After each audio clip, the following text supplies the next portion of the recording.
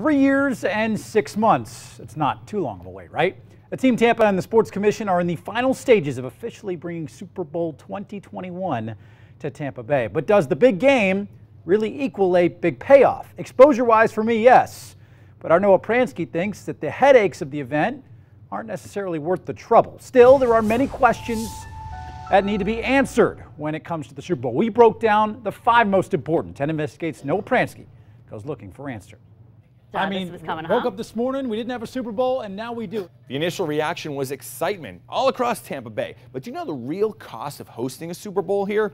We do, and that's why we had 5 big questions about it, as well as why the process is so secretive. So question number 1, why don't taxpayers know more about what's promised to the NFL? We learned from a leaked document back in 2014 that the NFL wants host cities to provide endless freebies, from hotel suites to golf course to bowling alleys. And they demand those offers be kept confidential. You look at the Super Bowl, it's probably one of the most competitive bid processes out there. Meet Rob Higgins, the brains behind Tampa's bid. He'd love to know which of the NFL's requests other cities agree to in order to land a Super Bowl, so he would know how many he's got to agree to here.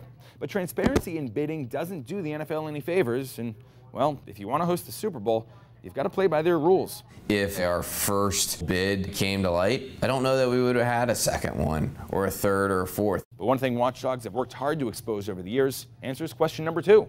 How much will all those promises cost us? Many of them will be covered by private donations. Not all, though. The city of Tampa and the mayor have agreed to provide a slew of city services at no cost to the NFL. Police and amped up security at no cost. EMS and fire at no cost. Traffic and parking and even landscaping, you betcha, at no cost to the NFL, which means it's costing you. They have monopolized the minds of the American public. Longtime Tampa City Councilman Charlie Miranda is, believe it or not, a longtime sports fan, but he's also a longtime opponent of pro-sports subsidies. What happened in negotiation? Who negotiated what? The police, the fire, all the manpower that we have to spend. Who pays for that? Is the Super Bowl writing a check to us for that? Nope. The city of Tampa will. And it will be a blank check, unlike 2009 when Mayor Pam Iorio capped city services at only $1 million. 2021 Super Bowl will likely cost more than that. And that's on top of the tax contributions expected from the Hillsborough County government, Pinellas County government, and the state-funded Florida Sports Foundation. Which leads us to question number 3.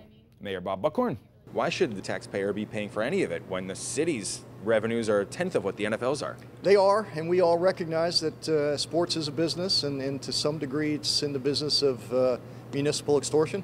Tampa Mayor Bob Buckhorn says you can hate the game, but don't hate the city for playing. He wants in if the price tag is only a few million bucks. However, that doesn't count the seemingly endless subsidies from city and state taxes waived on just about everything the NFL does here all week.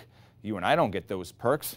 On game tickets alone, that's about $6 million not collected and not going to our schools or roads. The city doesn't come first and it doesn't come second.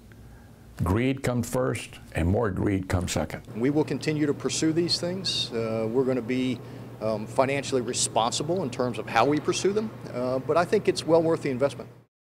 So questions 4 and 5 right now are on our website. They include things like return on investment. And number 4, Ryan, does Tampa Bay actually need another Super Bowl to be put on the map? Isn't that what the college football championship and all these other big events were for? I can't believe we're actually asking this question. It's a luxury to host the Super Bowl. Every single NFL city would give their soul to host this big game. Tampa Bay has it, and yet you're asking whether we need it or not? Well, it's a financial thing. This is going to cost taxpayers millions, if not tens of millions of dollars. Question 5. What's the return on investment? A lot of economists say nothing. Financially, maybe not. But as far as socially is concerned and engagement, look, this isn't 2009 anymore when we hosted the game back then. Technology is so far advanced now. This is so much great and positive exposure for your city. And the hard work that everybody like Rob Higgins and Mayor Buckhorn and the entire Tampa Bay pundits put together to get this game here, it's invaluable to this. It's a nice showcase. It's a lot of fun. But one thing I think we'll agree on here is the success will depend on security, right?